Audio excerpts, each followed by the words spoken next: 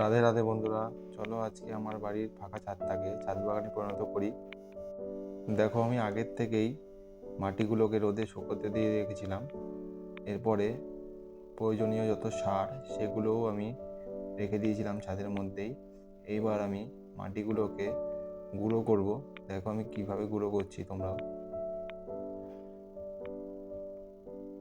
এইভাবে সবকটা মাটি বড় বড় ডালাকে গুঁড়ো করে নিয়ে সেই মাটিগুলোকে ঝুরঝুরে বানাবো এবং তার মধ্যে প্রয়োজনীয় সার মিশিয়ে দেবো। দেখো মাটিগুলো কত সুন্দর গুঁড়ো হয়ে গেছে। এবার এর মধ্যে সার মিলাবো। প্রথমে এর মধ্যে আমি কিছুটা পরিমাণ নিমখোল দিলাম।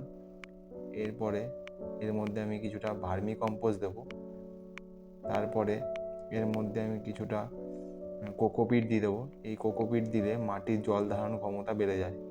এরপরে এর মধ্যে আমি কিছুটা পরিমাণ বালি দিয়ে দেবো। বালি দিলে মাটিতে জল জমে না। এইবার কিছুটা পরিমাণ সর্ষের খোল মিশিয়ে দেবো এবং মাটিটাকে ভালো মতো মিশিয়ে নেব। মাটিটা ভালো মতো মিশানো হয়ে গেলে দেখবে কত সুন্দর মাটিটার ঝুরঝুরে এবং কত সুন্দর রং হয়েছে। এইবার এই মাটিটাকে আমি আমার নিজের হাতে তৈরি করা গ্রো ব্যাগে ভরে নেব। এই গ্রো ব্যাগ কীভাবে বাড়িতে নিজের হাতে বানানো যায় সেটা আমি তোমাদের সাথে পরবর্তী ভিডিওতে শেয়ার করব।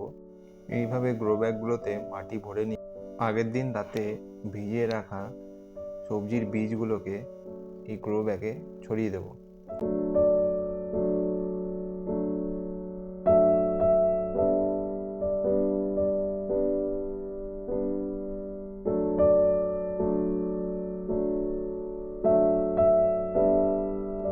বীজগুলো সব ছড়ানো হয়ে গেলে আমি তার উপর কিছুটা মাটি ছড়িয়ে দেবো।